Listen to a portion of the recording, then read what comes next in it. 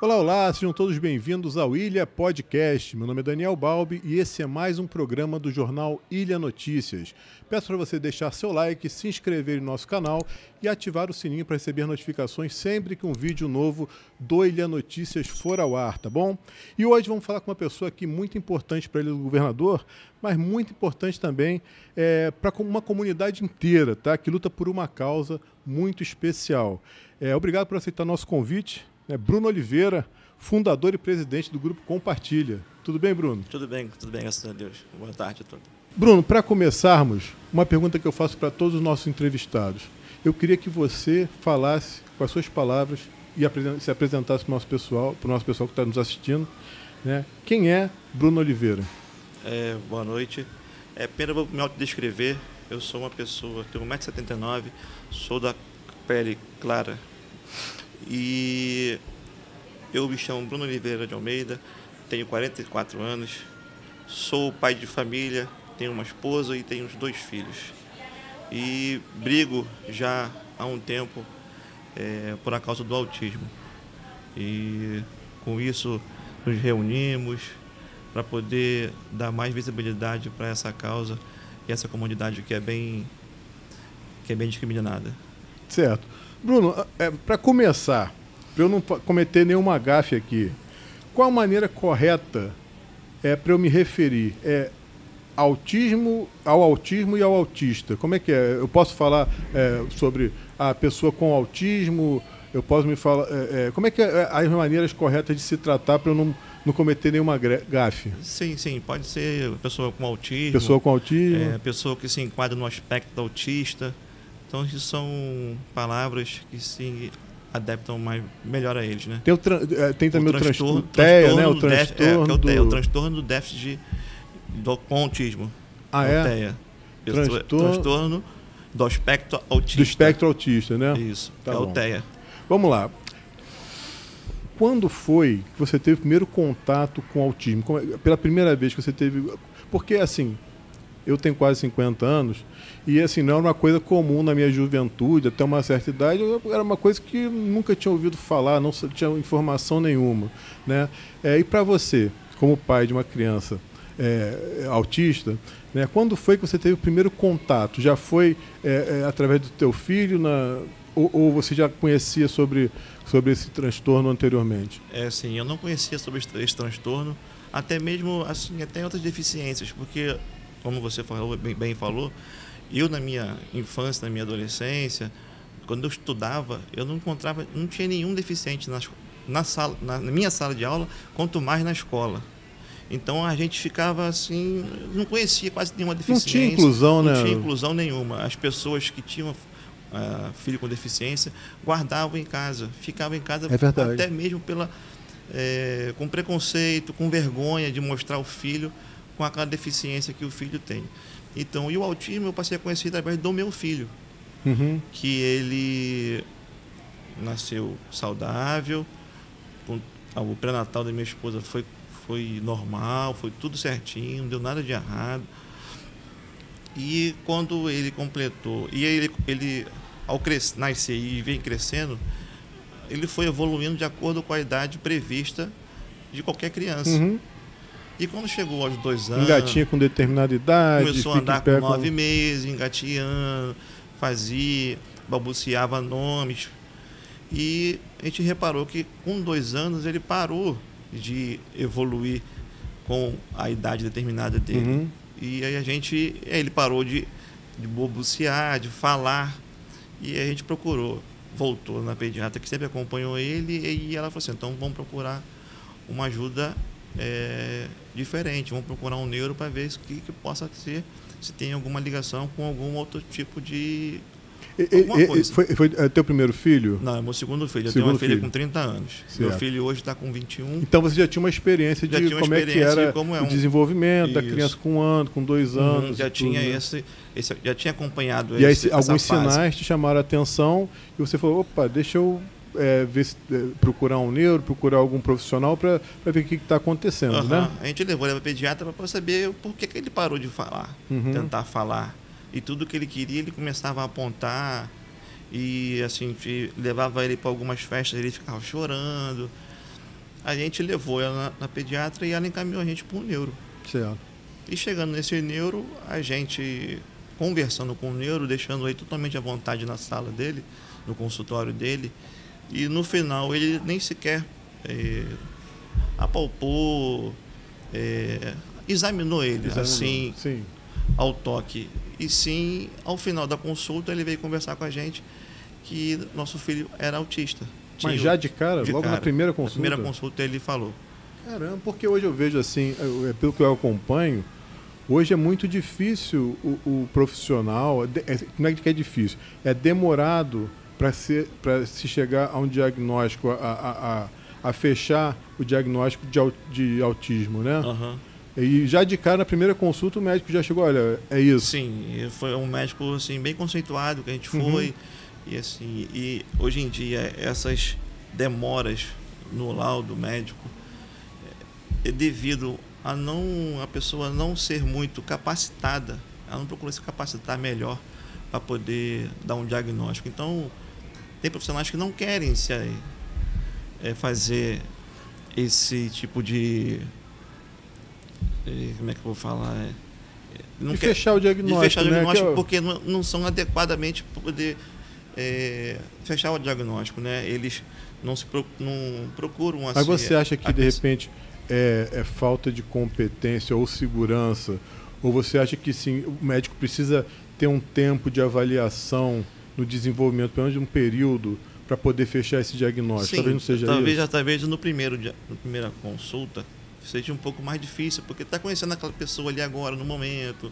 Talvez demore um pouco mais para poder ter mais, porque o autismo é comportamental. Não tem nenhum exame clínico que vai comprovar que seu filho é autista. Então, se você fizer um exame de sangue, exame de urina, não tem aquela... se apontou... Se fizer uma ressonância, se fizer uma tomografia, se só fizer comportamento. um eletrocefalograma, não vai dar alteração nenhuma. A não ser se ele tem outra comorbidade, como uma epilepsia, algum outro tipo de coisa que possa constar naquele dado clínico ali que o médico solicitou. Então, as pessoas têm que se capacitar mais. Sim. Os profissionais têm que se capacitar mais, não só na área de saúde, mas na área de educação. E para poder dar um apoio melhor, não só às pessoas com transtorno, como à família, que precisa muito desse apoio. Então, mas foi meio um choque, né? Porque você chegou na primeira consulta e o médico já chegou, olha, seu filho está dentro do transtorno do espectro autista, né? E provavelmente você sabia pouco sobre o assunto ou nada. Nada, a gente não sabia nada sobre o assunto, porque meu filho nasceu em 2004 e a gente teve o diagnóstico dele com 2 anos e meio, então 2007 por aí, a gente teve esse diagnóstico como o médico falou. Seu filho é autista, você pega seu filho, estimula muito ele para poder se desenvolver melhor. Então a gente chegou, olhei para a cara da minha esposa, olhou para minha cara e o que nós vamos fazer? O que é isso? E no momento não tinha nada aqui no Brasil, então... Tinha pouca informação. Não tinha informação quase nenhuma. A gente procurava assim, livros em inglês, matérias em inglês, para poder traduzir, para saber mais ou menos como lidar com essa situação. Uma coisa nova, não só para mim, mas para quase toda a comunidade do Brasil todo. Então, era bem difícil, bem diferente, uma coisa nova, não só para mim, mas para todo mundo. Entendi. Assim, quando você recebeu esse diagnóstico e você estava ignorante no assunto, né? Eu fico imaginando, porque hoje a gente procura, quando a gente está sentindo estou sentindo uma dor nas costas, semana passada estava com uma dor nas costas. Aí fui procurar na internet, caramba, eu fiquei desesperado. Né? Porque você busca, tu vai logo no pior problema possível. Amanhã não estou andando, vou morrer depois de amanhã, aquela coisa toda. Né? Como é que foi lidar com isso, assim, você e sua esposa, né? Na cabeça de vocês, né? Como é que foi lidar com isso, com a pouca informação que tinha na época, né? E assim, uma notícia tão... não houve uma preparação, uma coisa tão de um dia para o outro. Assim, Foi difícil, assim, por um período de... Foi muito difícil. Que a gente fala assim, a gente fala que é o luto do diagnóstico, né? Que a gente fica muito para baixo, ainda mais nesse transtorno do espectro, que você não tinha noção nenhuma do que fazer. Nem médico especializado na época tinha. Assim, a gente vai procurar quem? Quem vai poder ajudar nosso filho? Então, não tinha um psicólogo adequado, não tinha um psiquiatra que atendesse melhor. Então, a gente veio lutando e pedindo e procurando, né, esses profissionais que pudessem dar um conforto melhor, não só para mim, mas como para ele. A família precisa muito desse apoio. Então, a gente podendo, pelo menos conhecendo o assunto, a gente pode dar um norte para ele, né? Dar uma direção para como é que a gente vai fazer, o que posso fazer para poder ajudar meu filho. Entendi. Eu fico imaginando que tempos atrás, você 2004 recebeu o diagnóstico, né? Não, 2007. 2007? 2004 foi quando ele nasceu. Entendi. 2007 recebeu o diagnóstico e você está me passando um cenário com pouquíssima informação, com muita dúvida, com muita... Eu imagino antes disso, né, como eu falei até me lembro da minha época de colégio, etc e tal, eu imagino que tinha muitas crianças, muitos jovens autistas, né, que não tinham o diagnóstico e eram tratados de uma maneira inadequada, né? Totalmente inadequada. E, em certo ponto, essa evolução aí acabou trazendo muita informação, né, e fazendo com que as coisas melhorassem, né, assim, as crianças e os jovens, e os adultos também, dentro do transtorno do espectro autista, tivessem mais atenção e cuidado, né, de uma maneira geral. Agora, o que você falaria para pais que hoje estão passando por essa situação que você passou em 2007, que estão, de repente, vendo o filho com várias características, né, dentro do espectro autista, ou então que acabaram de receber um diagnóstico, estão confusos, estão inseguros, não sabem mais ou menos que caminho tomar. O que você falaria, com a experiência que você tem hoje, para esses pais? Assim, hoje em dia, não vou falar que é fácil, mas hoje em dia a pessoa, quem recebe esse diagnóstico agora, ela tem um norte já a seguir, ela já tem informação e para poder brigar pelo seu filho. Então, naquela época que meu filho teve o diagnóstico, a gente teve que procurar, nós tivemos que pesquisar para poder melhor atendê-lo, né? Então, hoje em dia, as pessoas já têm um norte a seguir. Então, ela procura um profissional capacitado, um profissional que possa dar apoio não só a ele, mas como a família toda. Tentar acolher ele na família, que é muito importante, o acolhimento da família, que muita família não convida o próprio parente para a festa, devido às condições dele. Que nosso filho antigamente era taxado como mal educado, aquela criança birrenta, que fazia malcriação e o pai não dava limite. Mas não é. Nosso filho está nesse transtorno, está nesse aspecto, e a gente briga muito para que isso não aconteça, desse preconceito que eles têm e têm até hoje, né? Então, o principal conselho é acolher, isso, né? E buscar informação. Hoje tem muito mais informações. Tem muito mais informação do que antigamente. Pode, né, procurar o Compartilha, pode obviamente. Procurar o Compartilha. Né? A gente não é uma instituição de atendimento clínico ou de atendimento para poder acolher as crianças para fazer alguma terapia, mas sim de acolher, de informar. Sim. O que fazer, a quem procurar. São pais que fazem parte do grupo do Compartilha, né? Isso, somos 3 casais que estamos nessa luta aí desde de 2012, quando a gente começou a caminhada, né? Mas a gente veio se conhecendo um pouquinho antes, devido aos nossos filhos estudar na mesma escola, né? E a caminhada começou em 2012 e estamos aí até hoje. Parou 2 anos por causa da pandemia, né? E a gente sempre está lutando. Então, eles vão conversar com pessoas, né, principalmente que já passaram por muitas situações que eles estão passando. Né, que tem a experiência vivida ali, dia a dia, com transtorno. E é claro que a gente estava até falando antes, cada indivíduo, né, com autismo é uma situação diferente, né? Tem algumas características que podem ser parecidas, mas um pode ter mais sensibilidade à luz, outro pode ter mais sensibilidade a som e por aí vai, né? É aí que eu falo. Por mais que... Eu falo assim, não é uma brincadeira. Eles são parecidos um com o outro, mas são totalmente diferentes um do outro. Eles são parecidos porque têm estereotipias, têm manias, têm seletividade alimentar, alguns têm, outros não têm, mas são totalmente diferentes um do outro. Não é que o meu filho vai comer, não vai tomar um refrigerante, que o outro filho, com um aspecto também, não vai tomar refrigerante. Então, são gostos que eles têm e são totalmente diferentes um do outro, mas são parecidos dessa maneira, porque eles têm as estereotipias, as rigidez em algum aspecto, né? Isso. De comportamental. Ao som, ao comportamento, um se comporta melhor com barulho, outro não. Então, eles gostam muito também de rotina, né? Quando sai alguma coisa da rotina também atrapalha. Eles tentam montar a rotina deles, né? Certo. Eles tentam, o importante é que não deixar essa rotina ser rotina, né?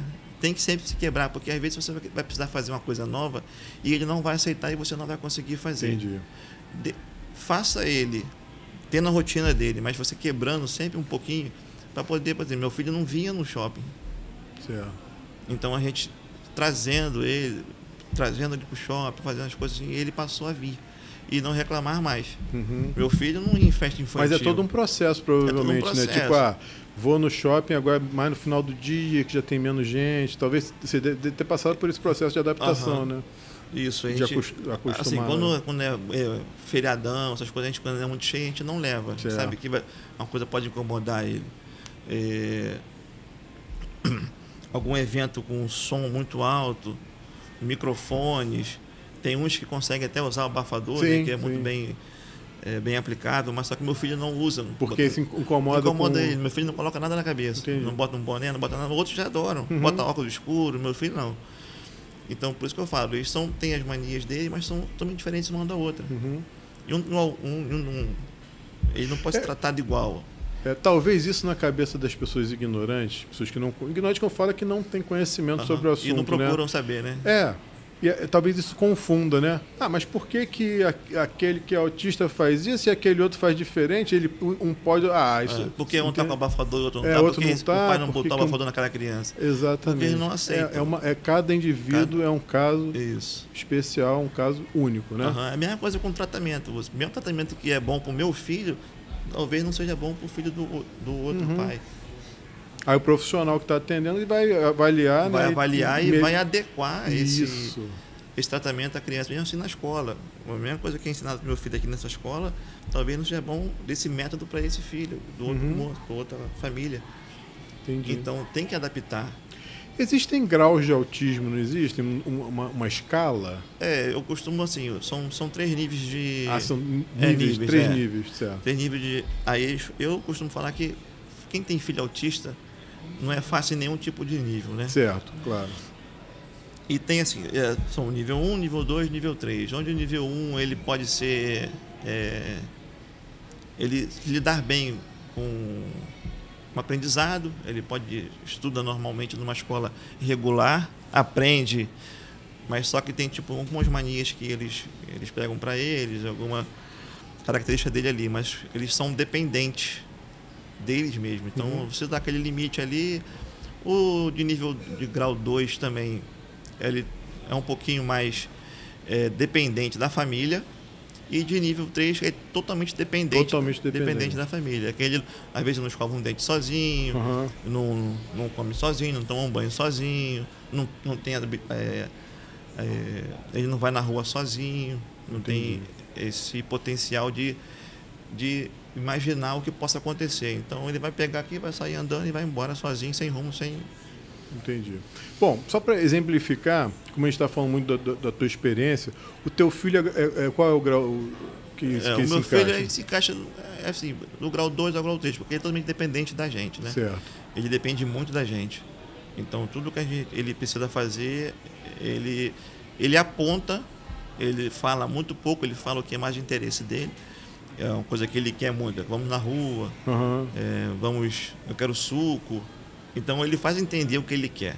Mesmo não falando o que ele realmente quer, ele faz entender. Ele vai lá, pega o suco, prepara o suco todinho, bota em cima da pia, bota todos os ingredientes em cima da pia, tanto do suco, a água, a colher, e te chama até a cozinha para poder ver o que ele quer estar ali em cima.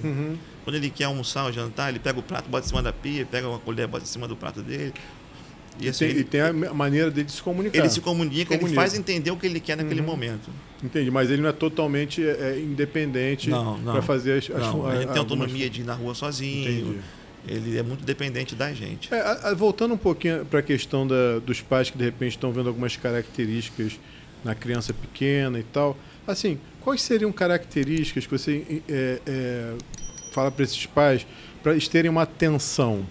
Tipo assim, questão do barulho, ou então eu sei que enfileirar muito os brinquedos também é uma característica, que são várias características que vão levar no futuro ao diagnóstico, né? Mas algumas características para os pais só ficarem atentos. É claro que não quer dizer que se seu filho faz isso, que ele esteja no espectro autista. Mas assim, quando se apresentar 2, 3, 4, 5, é bom procurar um profissional, né? Para ver. A gente tem no município do Rio tem uma cartilha que é muito bem desenvolvida. Só que eu não trouxe aqui. A gente pode deixar um link, de repente se estiver online, a gente pode deixar um link no... tem uma cartilha que é muito desenvolvida e ali mostra algumas características que possam se enquadrar dentro do aspecto. Então, assim, você vendo seu filho, você encaixando ali 3 ou 4, 5 características que estejam ali, você já fica num alerta para procurar um profissional. Não é dizendo, como você falou, que essa pessoa vai estar no transtorno. É só para ter um alerta. Exatamente. Uma andar na ponta dos pés. Andar na ponta dos pés. Mas só que meu filho nunca andou na ponta dos pés. Mas é uma característica muito grande do autismo. Botar a mão no ouvido, quando algum som diferente daquele ambiente possa estar, aí bota a mão no ouvido. A ter movimentos estereotipados, que é movimentos repetitivos, ou com a mão ou com o pé. Rodar em volta do próprio eixo. Tudo fica rodando, rodar brinquedos também. Com rodinha pequenininha, ficar brincando, olhar para o ventilador, ficar... Então, são características que possam estar... Coisas que giram, então, chamam muita atenção. Chamam muita atenção deles. Entendi. Enfileirar, como você falou, enfileirar os brinquedos, procurar sempre tipo um foco para ele brincar, ou com comida, ficar brincando com comida, ou ficar enfileirando, ficar organizando do jeito dele. Sim, e eu já ouvi falar também de assuntos, interesse restrito, isso tem também, tipo assim, criança gostar muito de carrinho, aí só carrinho, só quer saber de carrinho, só carrinho, só carrinho. É o hiperfoco, hiperfoco, né? Hiperfoco. Ele gosta só do telefone, fica só no telefone. Meu filho não gosta de telefone. Meu filho não brinca muito com brinquedos comuns, né? Mas assim, você dá uma coisa para ele vai ver que ele é dele. Você não pode pegar naquele brinquedo ali. Certo. Ele vai pegar aquele brinquedo, você vai pegar aquele brinquedo, ele vai brincar, ele vai pegar da sua mão, vai brincar aquele minutinho ali e vai colocar no mesmo lugar. Certo. Então, mas o telefone dele é sagrado com ele. Ele sabe, ele tem um telefone de adulto, mas vai para a escola, ele deixa o telefone em casa. Ele vai para uma terapia e fica com o telefone. Então, ele sabe que tem certas coisas que não pode ficar com o telefone. Então, ele aceita ficar sem o telefone naquele momento, naquele período que ele não vai estar com ele. Entendi. Legal. Fica a dica aí, pessoal. Né? A gente vai tentar esse link para essa cartilha da prefeitura que você citou. Tá? Qual é o profissional da saúde que é responsável pelo diagnóstico, que pode diagnosticar uma criança ou um jovem com autismo? Assim, o profissional, até um pediatra pode diagnosticar. Ele está capacitado nesse momento, ele pode diagnosticar. Mas assim, o que a gente procura e recomenda mais é procurar ou o neuro ou o psiquiatra. Mas eu aconselho mais um psiquiatra porque é mais comportamental. Como eu falei, não é clínico. Que o neuro trata mais na parte clínica, né? Ele trabalha mais com exames, mas não deixando que ele possa dar um diagnóstico. Mas, assim, o psiquiatra, ele estuda mais o comportamento. Então, acho que um psiquiatra seria o ideal para poder fechar um diagnóstico. E com quantos anos, normalmente, a criança fecha o diagnóstico? Assim, as crianças... Eu sei que se é muito nova, às vezes é difícil de fechar um diagnóstico, porque ainda tem muita coisa para ser desenvolvida e tal. Assim, os primeiros sintomas, porque depois que a gente vai lendo e vai aprendendo, pode estar na amamentação da criança. Aquela criança que mama, a mãe brinca, a criança não olha para o rosto da mãe naquele momento ali, que é mais... mãe e filha, aquele momento ali realmente que tem aquela conexão de mãe e filho. Entendi. E a criança já não olha para o rosto da mãe, não dá aquele sorrisinho ali com a mãe. Então, são coisas que vão acontecendo e você não dá devida importância ali. Hoje não está legal. Ainda mais para quem é marido de primeira viagem, então. Então não vai ter... É muito difícil. Muito difícil. Porque não tem um comparativo, né? O meu filho, ele tinha, quando ele ficava no berço, ele pegava aquele móvel dele lá e ficava balançando para lá e para cá. E assim, a gente achava muito engraçado. Mas só que era quase todo dia ele fazia isso. Então ele passou a fazer aquilo ali como se fosse uma mania, um desafogo dele, uma estereotipia dele, que ele ficava ali brincando com aquele negócio ali e morria de rir. A gente também ria, claro, né? Porque uma criança pequenininha, tudo é engraçado, né? Que a criança faz tudo de novo, é engraçado e você gosta, né? Com certeza. Então são coisas que são características que vão acontecendo desde do nascimento até... Mas existe assim, tipo assim, ó, antes dos 3 anos, antes dos 4 anos, ou antes dos 5 anos, é difícil o médico fechar o diagnóstico porque tem que perceber mais coisas? Ou não, acho que não. Depende do profissional, realmente. Que Entendi. Seja capacitado para poder dar esse laudo. Entendi. E quanto mais cedo esse laudo for dado a essa família, mais chance você tem de inserir seu filho na sociedade, porque tu vai ter como levar ele para mais terapias, incentivar mais ele a poder fazer coisas que seria normais da idade dele, cronológica, né? E ele não faz porque não há interesse para ele. Ele vai fazer entender tudo o que ele quer no momento dele, do jeito dele. Então, você levando essa criança para poder evoluir com profissionais habilitados, vai ser um ganho muito grande lá no futuro. Entendi. Tem um pensamento, acho que de muitas pessoas, que tipo, todo autista possui uma habilidade especial espetacular. Tipo, a gente viu aquele filme Rain Man com Tom Cruise e outro ator, agora não estou lembrando o nome, até muito famoso. Bom, agora não vou lembrar, fugiu da minha cabeça. Depois, o pessoal me ajuda aí nos comentários aí, lembrar o nome do ator. Muito famoso, muito bom também ator. E aí que ele era autista, né? O personagem era autista, mas ele tinha uma habilidade muito grande com números, em ver as cartas no cassino e contar as cartas e ver calcular a probabilidade de que vai ganhar ou que vai perder. Ou seja, tinha uma mente para matemática, para números espetacular. Essa habilidade especial é uma característica de todo autista ou isso é lenda? Não é todo autista. São alguns que têm alguma característica diferenciada. Tem uns que você vai conversar com ele e sabe a data que você nasceu, o dia da semana que você nasceu, só dando a data do seu nascimento. E sabe a semana certinho. Então não são todos iguais. Não são todos que têm essas habilidades especiais. Tem uns que têm habilidade para música, que tem ouvido absoluto. Aprende a tocar sozinho. Escuta uma música agora já sai tocando no piano. Não tem muito disso, mas assim, não são todos. Mas não é uma regra, é uma exceção. É uma exceção. E são poucos, não são... você não vai encontrar muito autista que tem habilidade para alguma característica dessas aí, mas são poucos, muito poucos. Entendi. E muitas pessoas falam também que você fala com o teu filho, teu filho é autista, você fala, não, meu filho é autista, que legal. As pessoas ainda falam, tem esse, legal, mas não é legal. A gente luta por eles, a gente vai em busca para melhorar a vida dele, mas não é uma coisa muito fácil. Não é uma coisa muito fácil. E as pessoas, tipo, para amenizar a nossa dor, uma coisa, que legal, bonitinho, ele é muito inteligente, eles são muito inteligentes. Todo mundo é inteligente na capacidade deles, né? Basta a gente procurar e poder mostrar melhor como eles podem ser lidados. Entendi. Como é o tratamento? Ele precisa de terapias, não precisa? A criança autista, ela precisa de um acompanhamento médico de profissionais de saúde, né? Isso. Como de uma maneira assim, geral, sei como a gente já falou, cada caso é um caso e tal, mas como seria um tratamento de uma criança, assim, mais ou menos no padrão, né, padrão médio, assim, precisa de um atendimento uma vez por mês com um psiquiatra, precisa de um atendimento de fono, de fisioterapeuta, não sei, de TO. Como é que seria mais ou menos o tratamento, o acompanhamento dessa criança, o ideal? Então, a gente procura levar nossos filhos, né? Assim, o neuropsiquiatra, para poder acompanhar o comportamento dele, uma TO, uma terapia ocupacional, uma fono, devido talvez a fala dele seja um pouco não compreensiva, né? Ou então mesmo até aqueles poucos que falam, uma fono, um profissional, assim, como não tem, às vezes, na escola, né? Eles talvez não acompanham muito bem lá a matéria, uns que não acompanham mesmo não tendo aquele mediador que fica precisa ali. De um mediador. Precisa de um mediador que esteja ali com ele. Uma psicopedagoga para poder ajudar ele, fora a escola, ali ter um trabalho de escrita, um trabalho de coordenação fina. Então, esses profissionais a gente indica para poder, talvez, esteja uma melhora significativa no desenvolvimento deles. Uhum.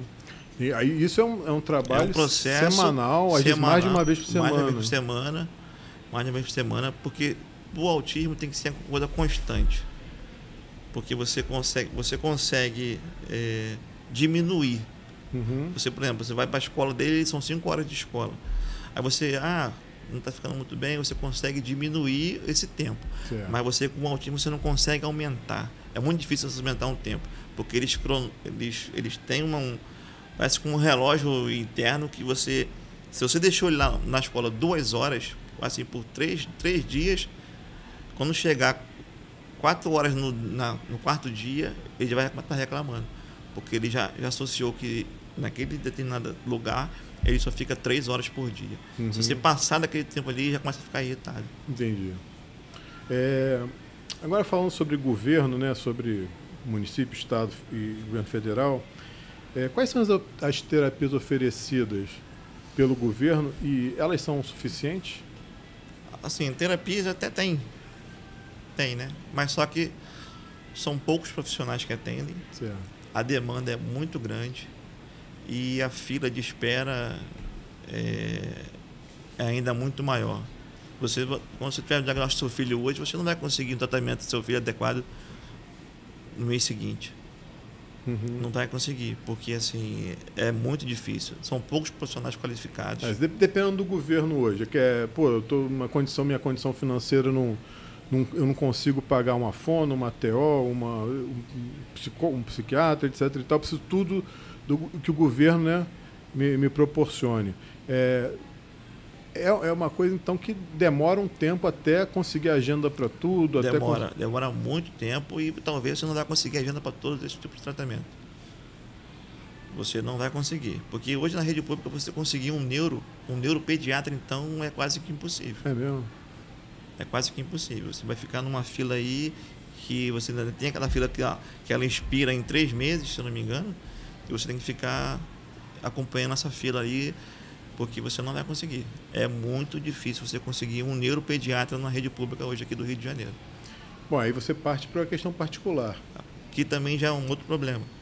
Que a pessoa que tem um pouquinho de condições de pagar um plano de saúde, que não é barato hoje em dia, está tendo muita negativa dos planos de saúde. Os planos de saúde estão negando atendimento, estão reduzindo o atendimento que o profissional que atendeu ele antes, como um neuro ou um psiquiatra, passou para seu filho seguir, e esses tratamentos são reduzidos. Uhum.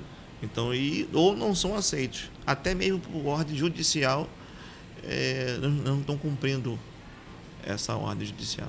Eles estão negando realmente. Agora tem para ser votado agora o rol taxativo que talvez desobrigue realmente os planos de saúde a atenderem ou reduzir quase por total o atendimento às pessoas com TEA. Caramba. Isso está rolando onde? Na Câmara dos Deputados? Não, se eu não me engano, já está com o Supremo para poder votar. Vai ser uma derrota absurda. Vai ser uma derrota muito grande e vai ser, assim, para as pessoas que têm o TEA, vai ser uma perda muito grande. Porque você está com seu filho acompanhando, tendo um acompanhamento, e uma hora para outra acabar com esse tipo de tratamento é muito difícil. Vamos então colocar nos números aqui, né? O governo não oferece o serviço, oferece um serviço muito precariamente. Muito precariamente, e demora muito tempo para. Aí você parte para um plano de saúde que talvez agora não vai mais atender. Vamos fazer um cálculo assim rápido aqui, que eu também não sou muito bom de cálculo. Quanto gastaria uma criança para ter todos esses atendimentos? Psiquiatra. Quanto é que gastaria uma consulta de um psiquiatra hoje? Hoje, em média... especializado em autismo... Por consulta, uns R$600. R$600. Isso, uma consulta de quanto tempo? Uma vez a cada... Aí vai depender Cada 6 meses, vamos dizer assim? Isso, pode ser. Beleza. Aí tem fono, sei lá, 2 vezes, 3 vezes por semana? Vai depender das condições da pessoa que estiver lá poder pagar, né? Porque assim, um profissional no mínimo vai atender umas 2 ou 3 vezes na semana. Vamos botar 3 vezes na semana de fono. Vai gastar mais uns por semana. Um atendimento de fono deve ser quanto? Quanto é que acho que talvez por sessão esteja uns R$100. R$100 barato. No barato. No barato por então, sessão. 3 por semana dá 600, 1.200 por mês. 1.200 por mês. Aí a TO. Tem a TO, que também deve estar aí em torno de 80 o atendimento, e também que seria bom um atendimento de 2 ou 3 vezes na semana, né? Porque quanto mais você treinar o seu filho... Então botar uns 640 por mês. E tem medicações? As medicações também. As medicações são muito importantes também, que tem crianças que precisam, pessoas que não têm, precisam de medicações, que as medicações não são baratas, que é o difícil, governo não dá. Só dá determinado tipo de remédios, outros remédios não dão. Você encontra aí uma risperidona, muito poucos remédios que possam que um psiquiatra talvez passe para o seu filho, que dá um conforto melhor para ele. Na rede pública não vai ter, porque você conseguir um psiquiatra na rede pública é difícil também. Então, se não for particular aí, ele passa. Então, de remédio gasta quanto por mês, mais ou menos? Tem remédio aí que passam aí que está R$300, uma caixa de remédio que talvez não dure nem 15 dias. Então bota aí uns R$600 por mês? Ou mais? Ou mais. 600 a R$1.000 já... 600 a R$1.000. E qual o tratamento que você falou? Mais outro tratamento foi TO, fono, o psiquiatra. Tem a psicopedagoga também. E tem também e tem a escola também. Se você não conseguir uma escola na rede pública também, você vai conseguir, dependendo da idade da criança, porque hoje em dia não pode assim mudar o valor da mensalidade de vida do seu filho ser uma criança especial. Então o valor tem que ser cobrado. E tem uma pessoa que acompanha a criança na sala de aula, que é moderador, que chama. Não, que é o mediador. Que muitas vezes você não consegue na rede pública e muito menos na rede particular. Porque a escola fala que não tem condições. E aí você tem que pagar. Aí você tem que pagar. Se você quer que seu filho tenha um melhor suporte na sala de aula, você tem que pagar por fora. Mesmo sendo isso proibido. Entendi. Mesmo sendo isso proibido. Mas acontece. Mas acontece muito. Bota o que por mês? R$2.000 que você gasta de um mediador? Você botando escola e mediador, uns R$2.000.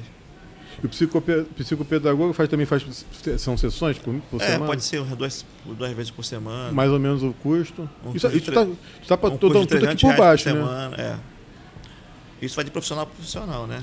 Entendi. Então, por baixo, vamos lá. 600 a cada... Então, bota R$100 do psiquiatra, né? Então, botar R$100 por mês, que é 600, cada 6 meses uma consulta e tal. 1.200 da fono, 1.300 já dá 1.300, mais 640, 650 da TO, já vai para perto de R$2.000. De 600 a R$1.000 de remédio, R$4.000. Psicopedagoga mais 1.200. Ou seja, o negócio vai para casa de R$7.000 por baixo. Isso. Se você tiver que pagar todos os tratamentos que necessita uma criança no espectro autista. Isso. Então é um negócio que é impossível para, 95% das famílias brasileiras arcar com uma despesa dessa. Muito grande. Então a importância do governo e até dos planos de saúde são fundamentais para que o tratamento seja feito e que a criança continue evoluindo, continue progredindo dentro das suas características. Caraca, é muito pesado. É muito pesado. E outra coisa que está acontecendo muito, que a gente brigou tanto pelo poder público, tanto no privado, né? A gente brigou tanto pelo centro de tratamento. Para as clínicas, no caso particular, passar a atender a criança com um aspecto autista, e a rede pública também fazer os centros de tratamento para poder diminuir. Por exemplo, você tem uma consulta com a TO em Madureira. Aí você tem uma consulta com... Porque hoje é espalhado. Você vai na TO aqui, no você vai na fono lá psiquiatra aqui, na Penha. Não sei aonde. Em dias e horários diferentes. Então, e já existe projeto, então, de fazer tipo um centro de atendimento? Sim, já foram abertos 400 de atendimentos. Já foram abertos? Aqui no Rio. Se eu não me engano, está até para abrir um aqui na Ilha do Governador. Caramba. Mas só que esses centros de tratamento acabam com 18 anos. Entendi. Param de atender com 18 anos. Se o seu filho está tratando lá com 17 anos, quando fizer 18 vai acabar e não tem para onde 18 levar. 18 anos é como se ele não tivesse... não, acabou para o governo ele não... Não, e acabou o autismo. Não existe mais. É como se o autismo não deixasse de existir.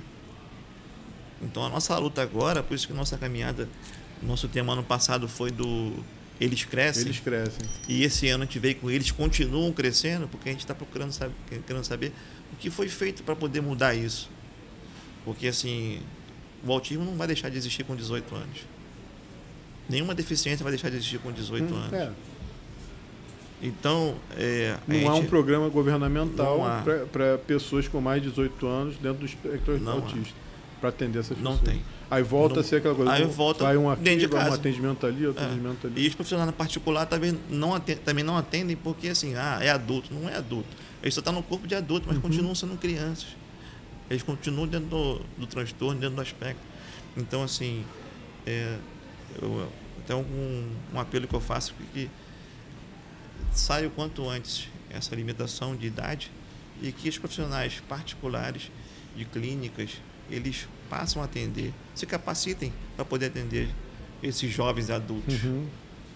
Esses adultos, porque eles não vão deixar de ser autistas. Então, uma das demandas é que esses centros se espalhem mais pela cidade, um aqui na ilha é fundamental, né? É fundamental, porque nós temos bastante gente aqui na ilha.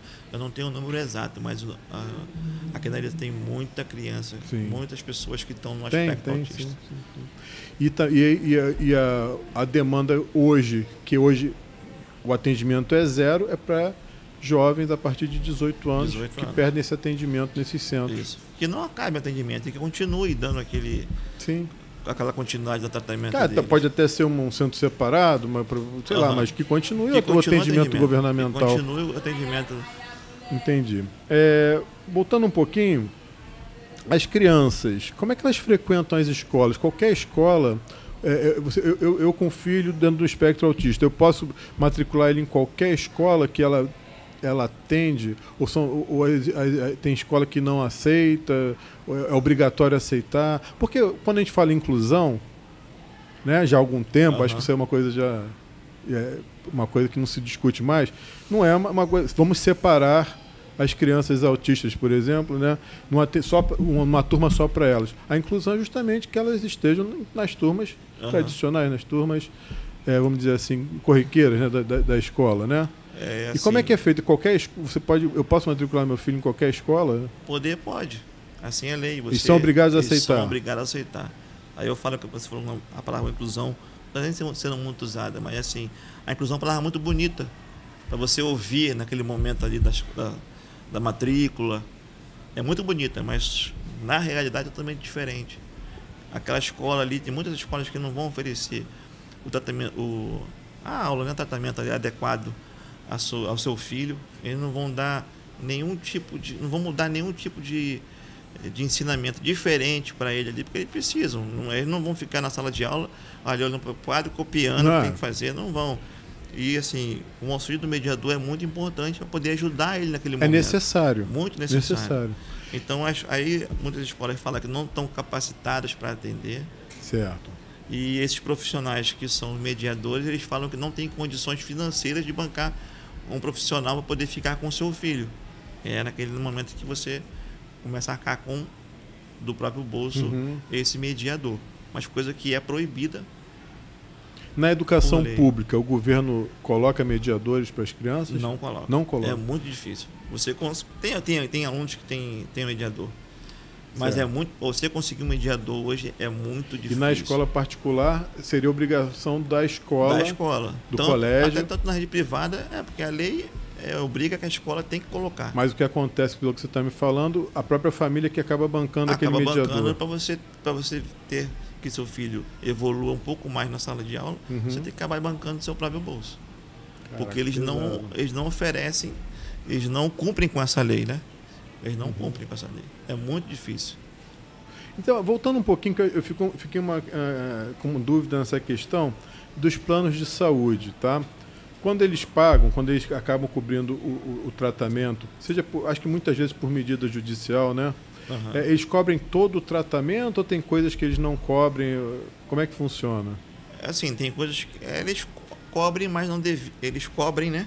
Mas não devido à necessidade que o profissional recomenda. Tipo, precisa de 3 vezes fono na semana, o plano só libera uma. Só libera uma sessão, que é a sessão hoje em dia de 40 minutos. Certo. Então, eles não liberam totalmente o que é... O que realmente, de fato, a criança precisa naquele momento ali.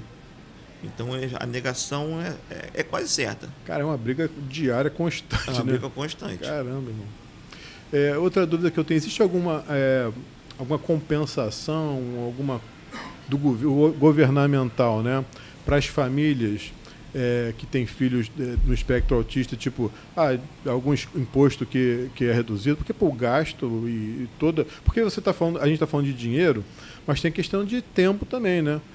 Para ir a cada tratamento, precisa de uma pessoa para levar, precisa de carro, precisa daquela coisa. O governo dá alguma compensação? Não precisa pagar imposto de renda, estou viajando, tá? Não precisa pagar imposto de renda, então o carro não tem os impostos. Existe alguma...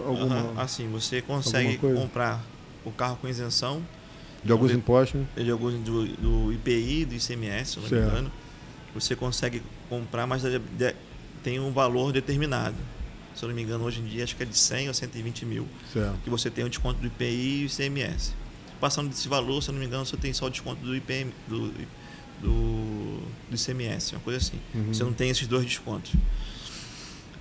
Tem o vale gratuidade de ônibus, especial, né? Você tem, e a pessoa pode ter direito a acompanhante. Tem o BPC, que é o LOAS, que hoje em dia a família de baixa renda pode solicitar, mas muitas das vezes são negados, porque a gente sabe que esse direito é para pessoa com transtorno, mas só que dependendo, se tiver uma pessoa que trabalha na sua casa e se a renda per capita ali for maior, se não me engano, R$300, você não tem direito. Não tem mais direito.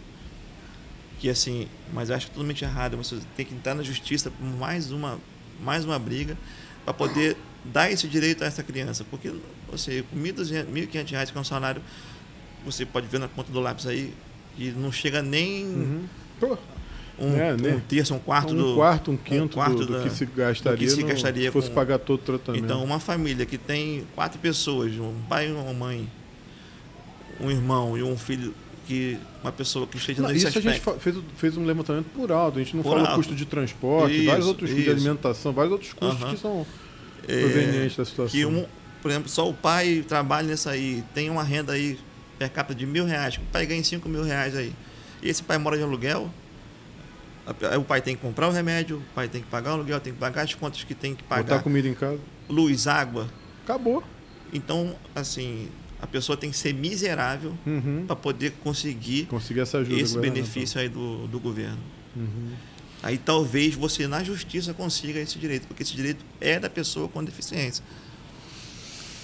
Uma questão polêmica e talvez até triste, mas a gente tem que tocar assim, ainda existe muito preconceito, tipo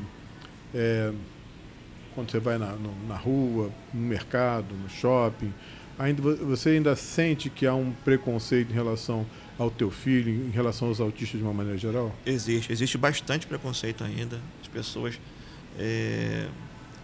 têm esse preconceito porque o autismo não tem cara, ele tem característica.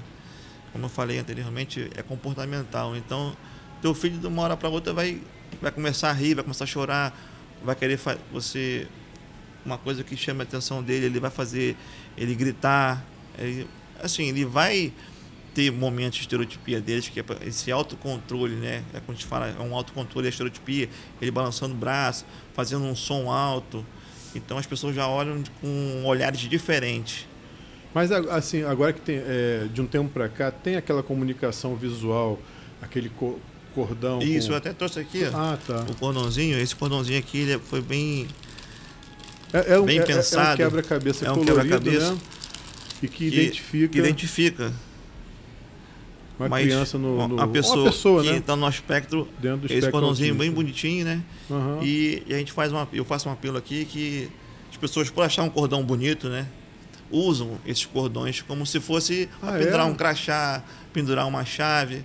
E assim, a gente pede que não use, porque isso aqui é uma identificação muito importante para aquela pessoa que está ali dentro do aspecto. Então você já vai ver esse cordão, você já não vai ter que... Vai ter uma hora mais diferente, né? Mas você acha que hoje as pessoas já conseguem identificar esse símbolo? Já consegue. Tem também que é um girassol também, que são deficiências ocultas, né? Que também é um outro tipo de deficiência neurológica, até mesmo de visão, audição. As pessoas usam aquele de girassol também, que eu não tenho aqui, que identifica que a pessoa tem aquela deficiência. Mas você já percebeu uma mudança para melhor no comportamento de quem está no entorno? Como você falou, de repente teu filho começou a apresentar, se incomodou com alguma coisa, começou a, de repente, ter uma crise que acontece. Você já percebeu que as pessoas estão mais empáticas, as pessoas estão entendendo mais o que está acontecendo, ou ainda há uma... As pessoas até entendem o que está acontecendo, mas assim, não se... No momento de empatia não tem, né? Não se solidariza. Não se solidariza. Olha, se afasta e vai embora. Não tem aquele momento que está precisando de ajuda, alguma coisa... eu fico me colocando no lugar dessas pessoas, né? Se eu vejo de repente uma mãe e tal, e aí com a criança com uma crise e tudo, é um momento difícil para a mãe, para os pais e tal, porque há o julgamento, há aquela vergonha, aquela coisa toda, assim, né, de estar num lugar público e as pessoas estarem julgando e tal. Como é que seria o comportamento ideal de quem está no entorno? Assim, chegar para a pessoa que está ali, que a maioria das vezes é a mãe que está, porque às vezes a pessoa não sabe também como comporta, se aborda, posso te ajudar? Isso é muito importante, até a pessoa que está ali se sente acolhida, né?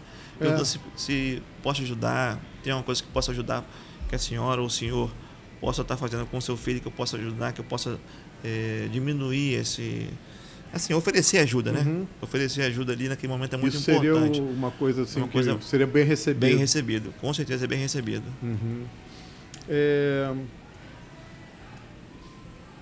Acho que assim, o maior problema da gente combater o preconceito talvez seja a falta de informação, né? Então, você acha que... É uma pergunta também meio pesada, assim, mas tem que fazer aqui para você fica à vontade, tá? Desculpa até. Mas você acha que o maior preconceito ele vem da sociedade ou de dentro da família? Porque eu já vi alguns casos meio pesados em relação a isso, de dentro da própria família. O preconceito já começa você tendo ali na família, né? Que é onde você espera ser mais acolhido. Onde você espera, né? mais acolhimento. Como eu falei antes aqui, que tem pai e mãe que tem filhos que se enquadram no aspecto que eles não são convidados nem para a festa da família. A gente passou a fazer uma festa anual, a gente procura parceiros, a gente faz festas, a gente faz sempre uma festa num ano, uma festa assim, com bolo, com tema de festa, com brinquedos, com salgadinhos, com bolas, com tudo.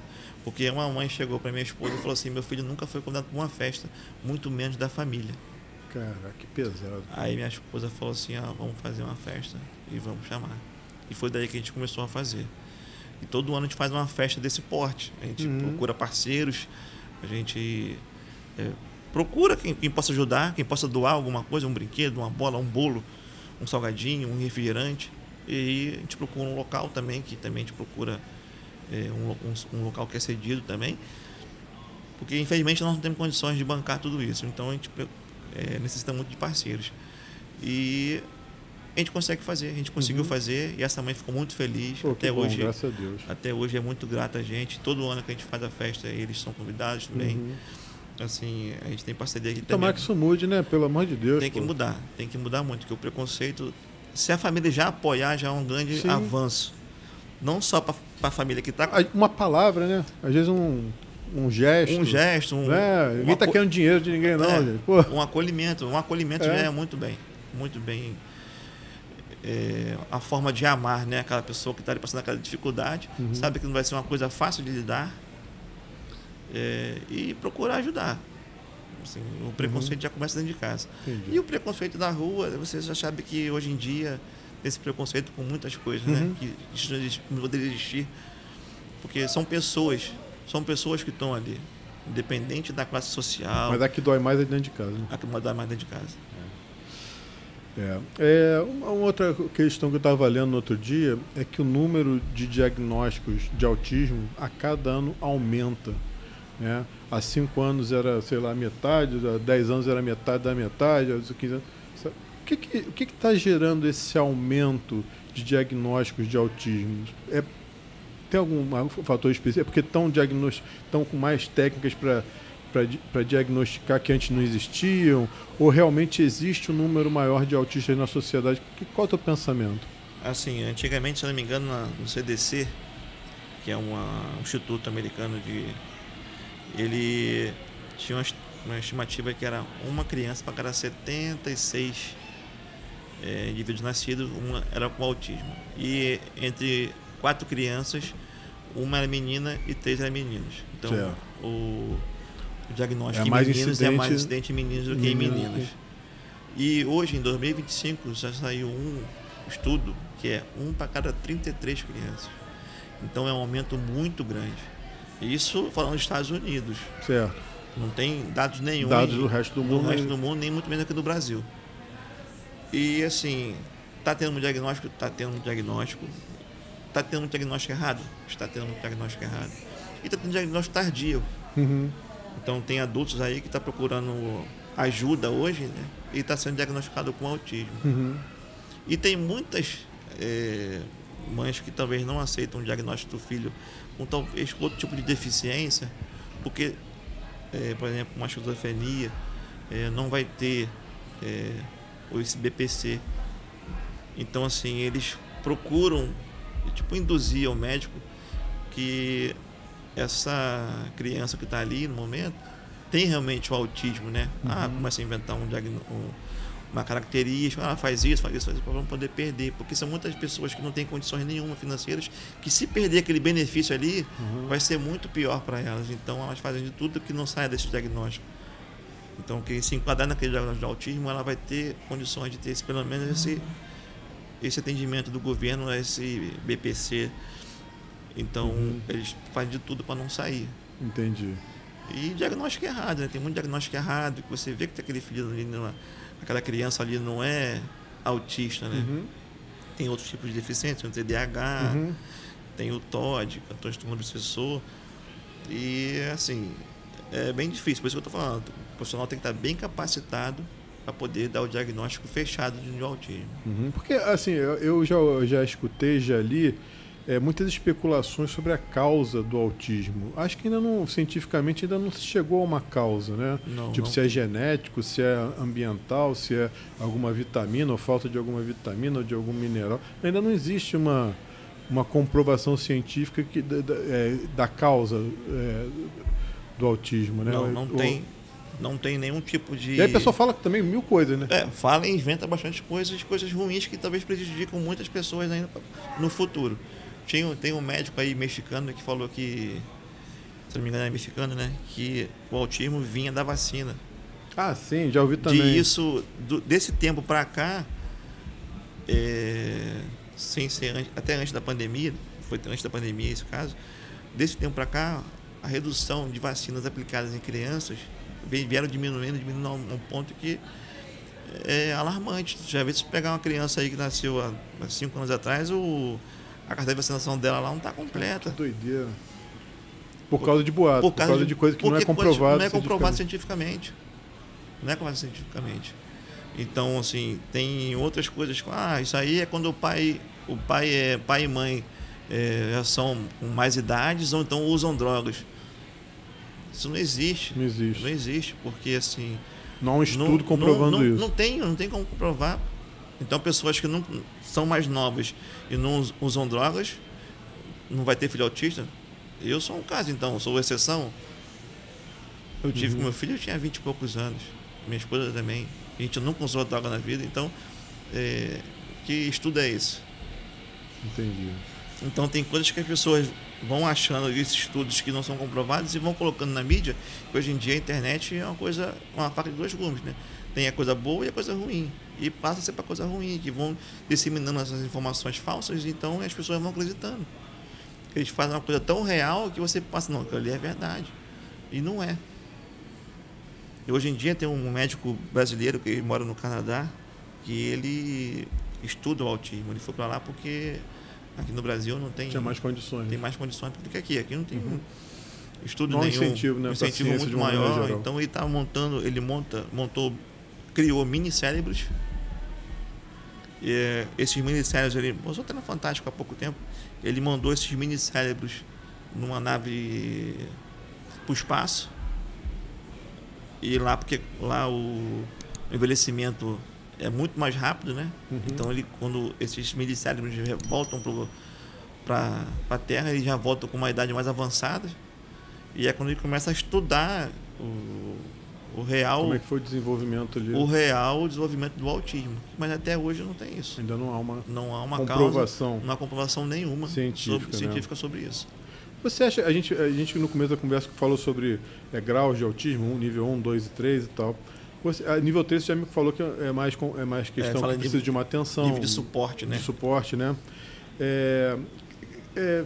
Pessoas no espectro do autismo, do nível 1 e 2, elas conseguem se profissionalizar, ser um profissional, conseguem ter independência de morar sozinho e ter sua individualidade sem depender de ninguém, sim, mas necessariamente precisa de todo esse acompanhamento. Precisa de acompanhamento e para chegar nesse ponto. Sim, precisa de acompanhamento. Assim, não deixando o grau 1, 2, 3 de suporte, todos precisam de acompanhamento. Sim, entendi.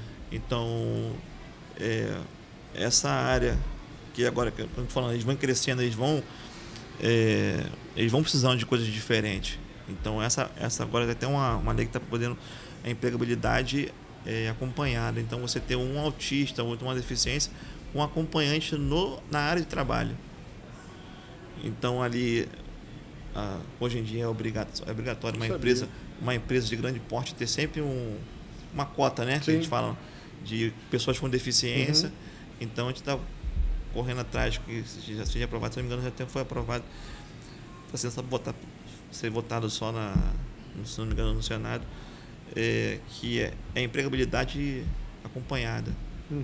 Que esses profissionais que têm um acompanhamento ali adequado para poder ele se desenvolver, se sentir capaz de estar fazendo aquilo ali. E isso é muito importante, dar liberdade, dar para ele poder fazer o acompanhamento, ter aquele dinheiro dele, para ele ter aquele responsabilidade, né? Sim. De ser uma pessoa ativa na sociedade. É isso aí. Bom, agora eu vou partir para o Compartilha. O pessoal deve estar esperando a gente ir mais a fundo dentro do grupo Compartilha desde o início, mas eu precisava conversar mais sobre o autismo de uma maneira geral e entender a tua visão, né, como um pai, né, e antes de chegar no ponto de a gente falar sobre o Compartilha, do grupo Compartilha. Como é que surgiu o grupo Compartilha e a que ele se propõe exatamente?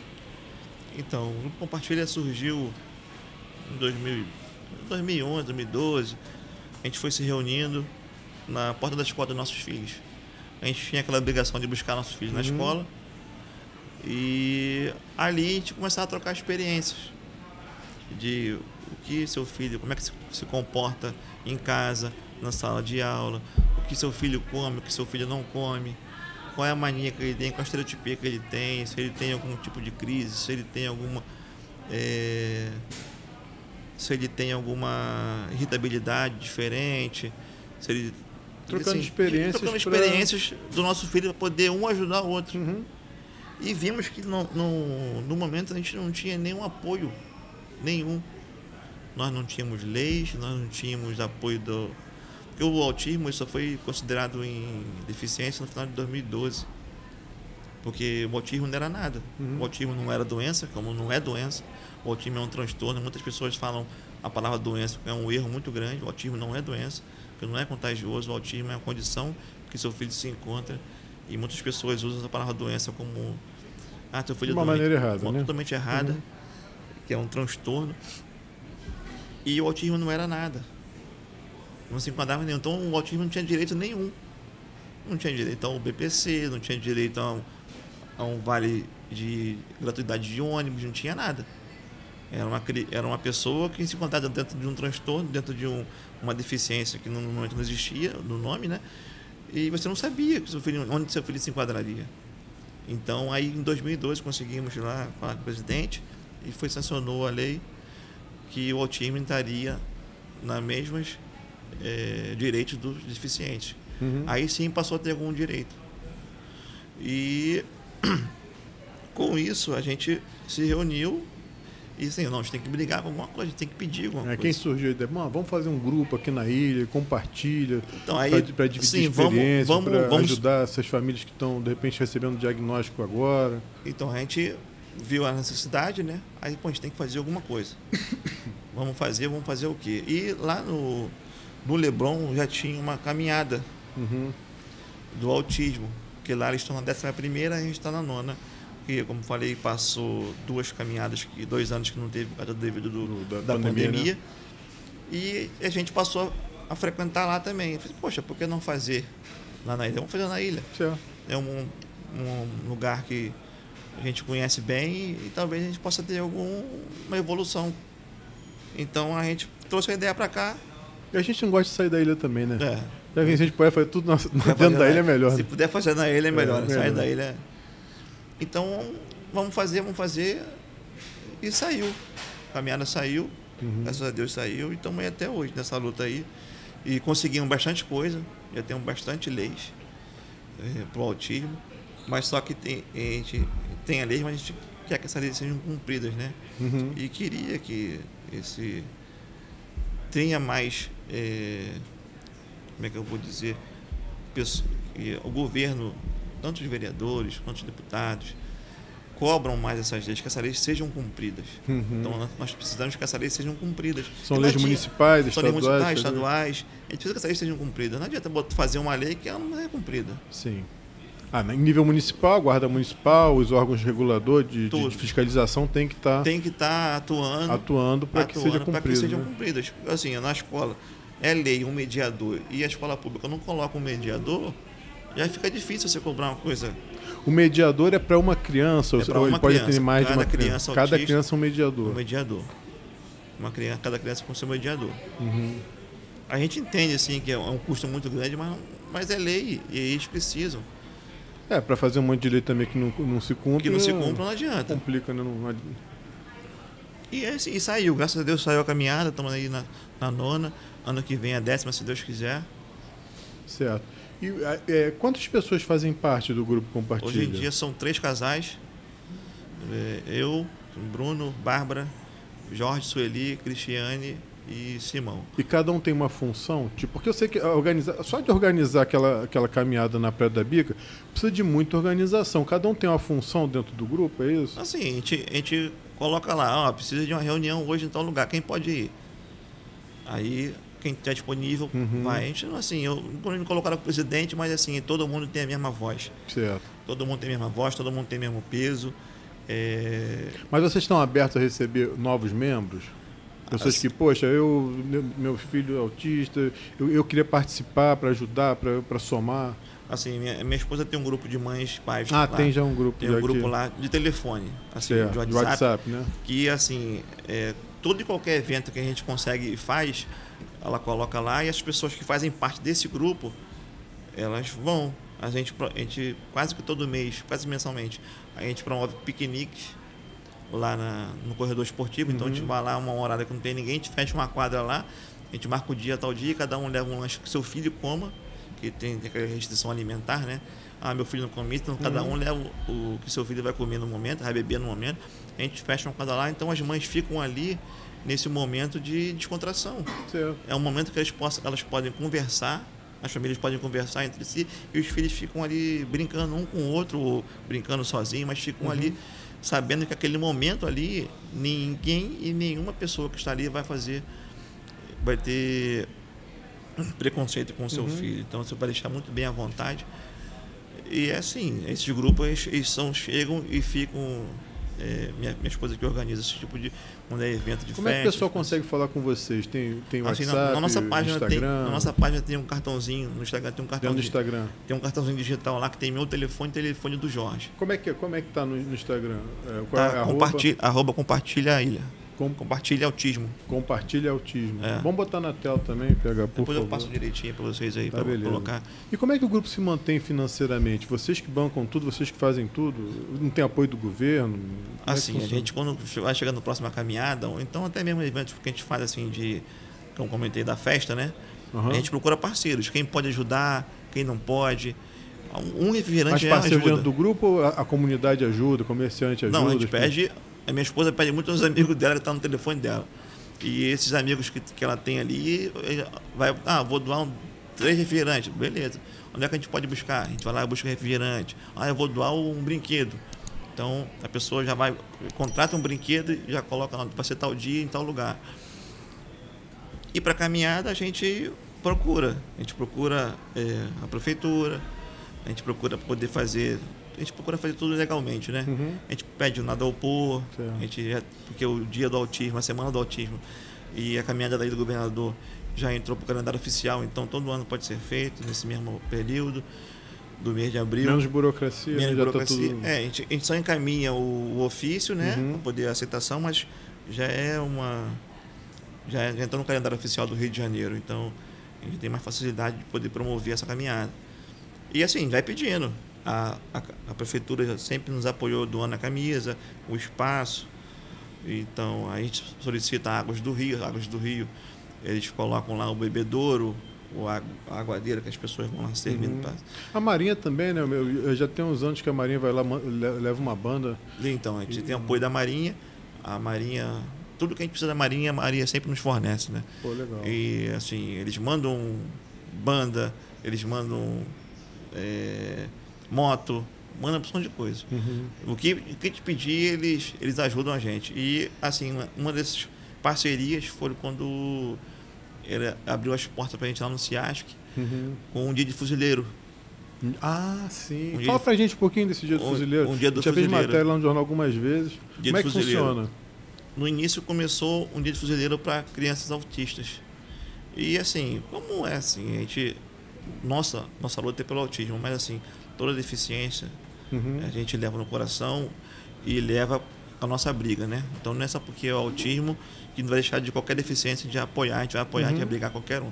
Se chegar uma pessoa hoje com qualquer precisando de auxílio, qualquer outra deficiência, nós vamos ajudar. Se tiver nosso alcance, nós vamos ajudar. Claro. Então, esse passou a ser um dia de fuzileiro naval para pessoas com deficiência. Então é um dia que os pais e as mães, como eu falei também até do piquenique, que as pessoas vão lá sabendo que nenhum tipo de preconceito aquela criança vai sofrer ou o adulto vai sofrer. É um evento muito legal, porque lá eles deixam à vontade, eles colocam à disposição helicóptero para tirar foto, blindados para tirar foto, barraco com camuflagem, banda, lanche. A Águas do Rio também apoia lá também, distribuindo água. São várias coisas, várias oficinas. Tem cachorro, tem demonstração de moto, de cavalo. Andam em blindados, andam em viaturas militares. Então é um dia que é muito concorrido. Quando a gente coloca na nossa página, as pessoas já ficam na expectativa de quando vai ser e quando vai... Tem um número limitado. Quando abrir a inscrição. São 400 famílias que atendem hoje. Caramba, bastante. É bastante gente. Começou com 150 famílias, agora são 400, porque ele viu que a demanda é muito grande. E quando abre a inscrição, as inscrições acabam em 5 minutos. Caraca. E é amplo do Rio todo. Sim. Então eles colocam no site deles a inscrição. Vai abrir, por exemplo, na segunda-feira, 9 horas da manhã. As pessoas já ficam acordam às 7 horas da manhã tentando fazer a inscrição para ver se conseguir abrir um pouquinho antes e não perder aquele momento ali. Porque se passar de 5, 10 minutos, já perdeu a vaga. E com o evento foi muito bem aceito, esse também evento entrou para o calendário oficial da Marinha.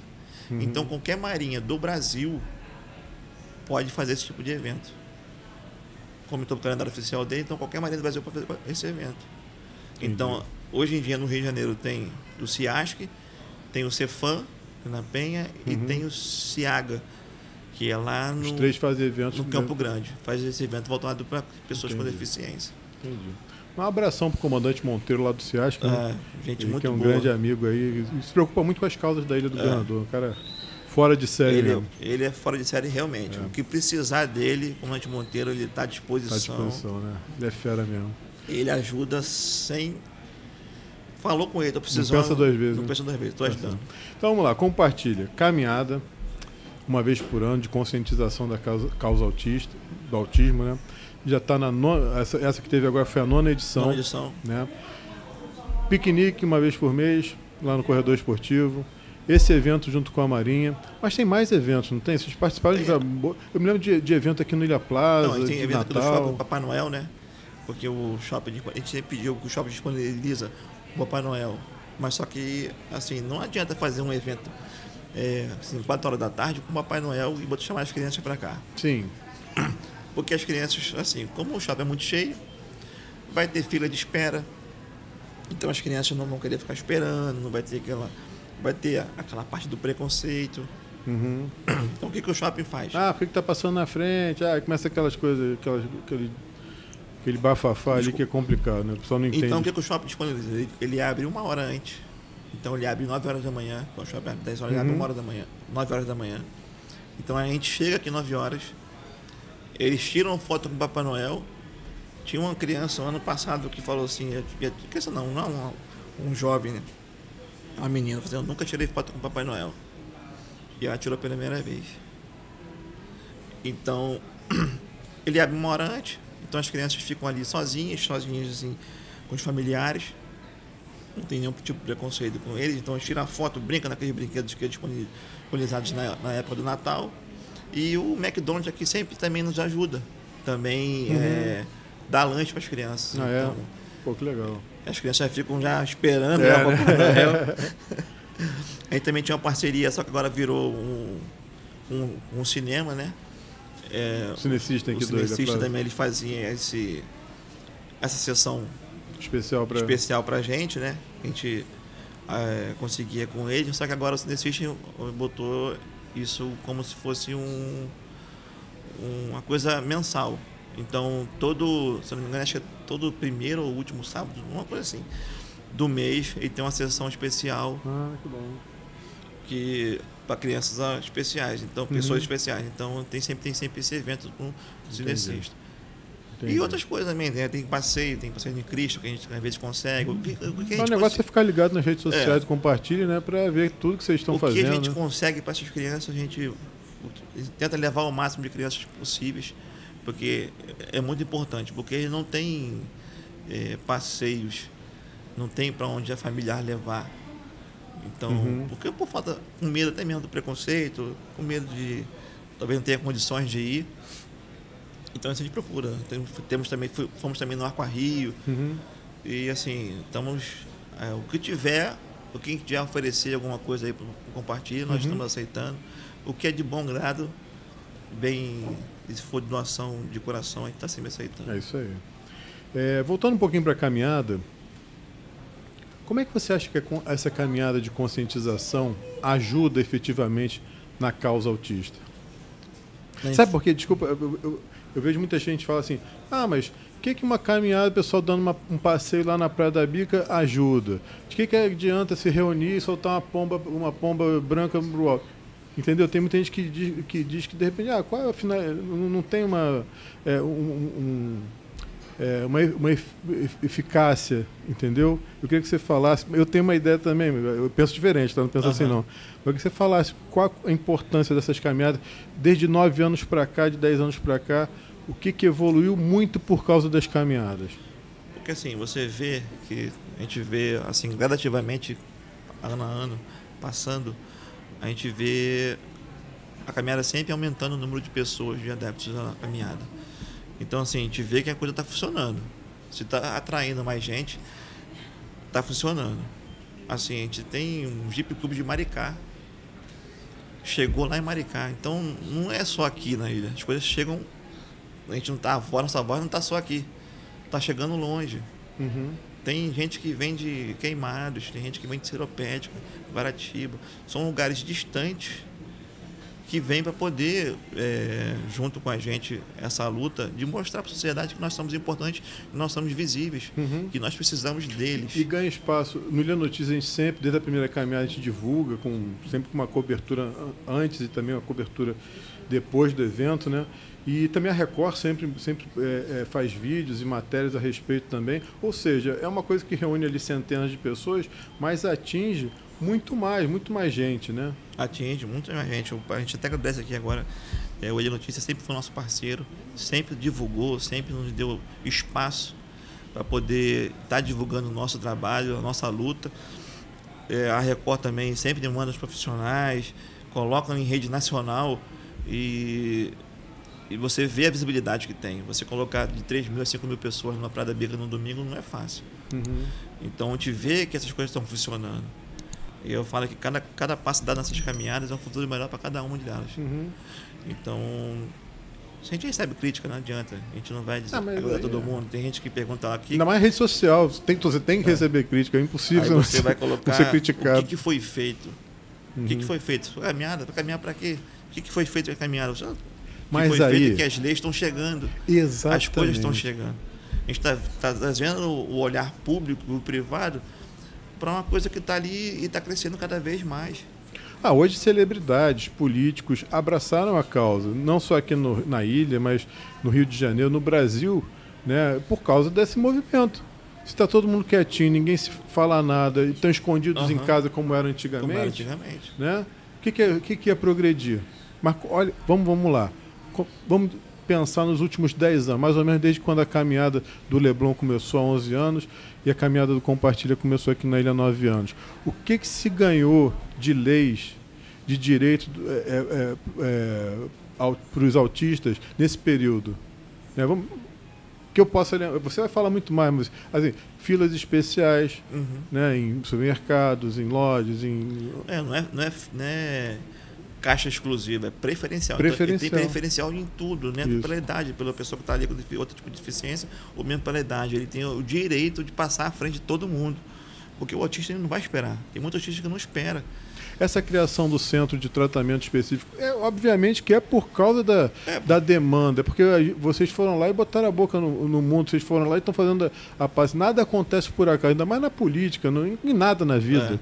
Né? Minha esposa até falou quando a gente foi na Secretaria de Saúde esse ano de novo, minha esposa foi a primeira vez lá. O Sorrange conhece até o meu filho, né? Primeira vez que a gente foi lá, meu filho era pequenininho e ele chegou, caramba, João, tá grande pra caramba. Grande pra caramba, o moleque tá gigante. E isso, o tempo passou muito rápido. Passa rápido. E falou assim, conseguiram nosso centro de tratamento, né, Bárbara? Aí ela, mas pra quê, Sorrange? Aí ele até levou um susto, aí ela, mas para com 18 anos, Sorrange. Pra gente que tanto lutou, desde que ele pequenininho, tanto lutou para esse centro de tratamento, mas para com 18 anos, o que vão fazer com essas crianças? Seu garoto tá quantos anos? 21 anos. 21. Já não é mais atendido nesse centro? Não é atendido nesse centro. Não são atendidos. Não são atendidos. Então vamos lá. A gente com certeza, já estou me colocando, vocês com certeza conseguiram muita atenção para a causa nesse período todo, desde a fundação do Compartilha, né? Vocês e outros grupos também. Mas o que ainda falta assim, a conquistar? Quais as principais reivindicações? Vamos pontuar umas 2 ou 3, pode ser? A principal, que as leis sejam cumpridas, as leis que hoje temos aí sejam cumpridas realmente, que esses centros de tratamento sejam criados em vários lugares não só do município do Rio, né, mas na ilha, em todos os lugares, para poder diminuir esse ir e vir das pessoas com deficiência. Porque às vezes você mora aqui, mas você tem que ir lá no centro do Rio, então você tem que ir lá em Copacabana para poder ser atendido. Então, diminuir essa distância de tratamento. Então, com esses centros de tratamento em locais estratégicos, lugares que tem mais, é porque a gente não tem um censo, né, para poder saber em qual região tem mais, que tem menos, para poder localizar onde tem mais demanda, a demanda é maior. Que as pessoas se conscientizem mais, que as pessoas sejam mais... que as pessoas acolham mais as pessoas com deficiência, não só com autismo, mas com toda a deficiência. A empatia é muito importante, se coloca no lugar daquela pessoa que está ali, e assim, o futuro a gente quer o melhor para eles. Uhum. Agora uma pergunta também delicada, o Bruno. Você, como pai de uma criança nível 3, né, de necessidade, né? Como é que você vê o futuro para o seu filho? Você pensa muito nisso? É bem complicado, né? A gente hoje, a gente tem uma filha, né? Uhum. E aí, a lei natural da vida, a gente morrer e os filhos ficarem... A gente não sabe o futuro a Deus pertence, né? E a gente fica muito apreensivo. E assim, se a gente morrer, o que vai ser do nosso filho? Tem a nossa filha tá aí, pô, ela faz de tudo por ele, pro nosso filho, pro irmão dela. Ela faz de tudo. O que for para brigar, ela tá lá brigando por ele. Então a gente fica um pouco mais confortável com isso. Vocês têm Nós temos um suporte, uma filha que se abraçou junto com a gente, predispõe e está lá junto com ele em qualquer problema, de resolver, de ajudar, de acolher, de tudo com ele. Mas tem gente que não tem. Então é bem difícil, porque há muitas vezes a família, como eu falei, como você falou, até comentou, a família não aceita, não acolhe, não traz para junto. Então, o que vai ser dessa criança, desse adulto, quando os pais morrerem? É bem complicado. Acho que é algo que passa na cabeça de todo pai e mãe, né? O medo. De uma criança no espectro do autismo, né? E que necessita esse nível de assistência mais elevado, né? É muito grande. Vamos lá, fazer uma projeção aqui para o futuro. Você velhinho, né? Passando toda essa tua experiência de vida, né, com teu moleque aí já com 21 anos, na época bem mais velho, né, como presidente do Compartilha, de um grupo que briga pelas causas, pela conscientização do autismo, pelas causas autistas, etc. e tal.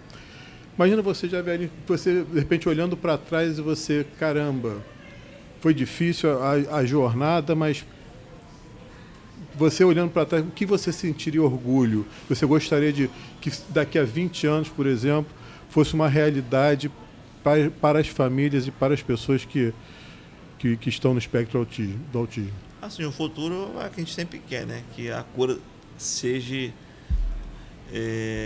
apresentada do autismo, né? Porque a cura é o nosso ápice, né? É o que mais espera. Certo. E que criança nenhuma mais nasça com esse transtorno, ou então que se nascer tem como tratar e como corrigir essa deficiência, esse transtorno.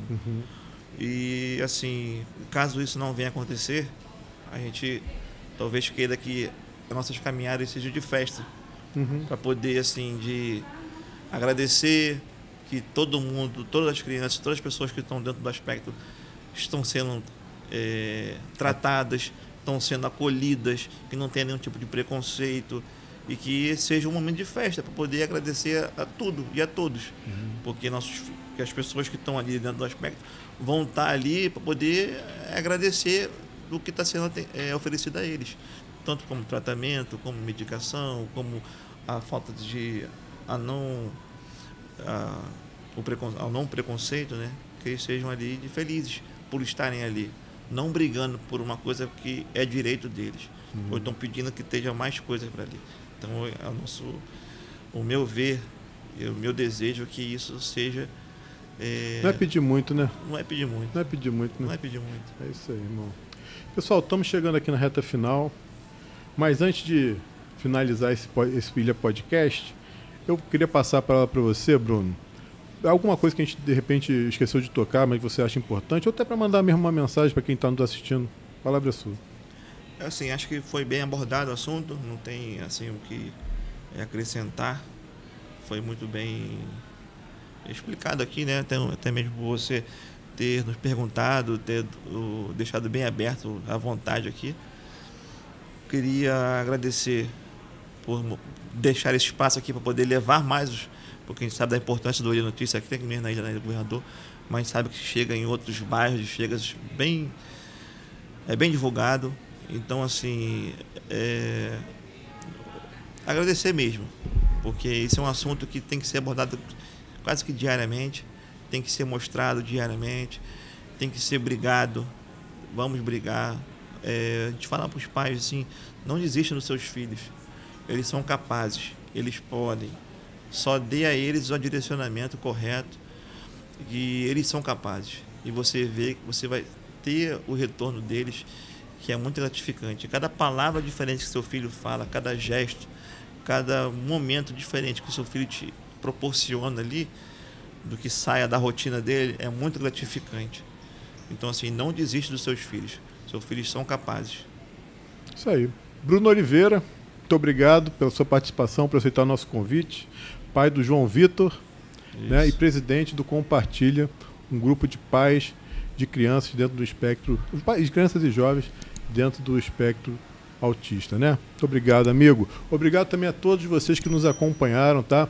Peço mais uma vez para você deixar seu like, se inscrever em nosso canal e ativar o sininho para receber notificações sempre que um vídeo novo do Ilha Notícias for ao ar, tá bom? E deixe também comentários, obviamente, sobre esse nosso papo e também sugestões de pessoas para nós batermos um papo na semana seguinte, tá legal? Muito obrigado e até semana que vem. Tchau, tchau.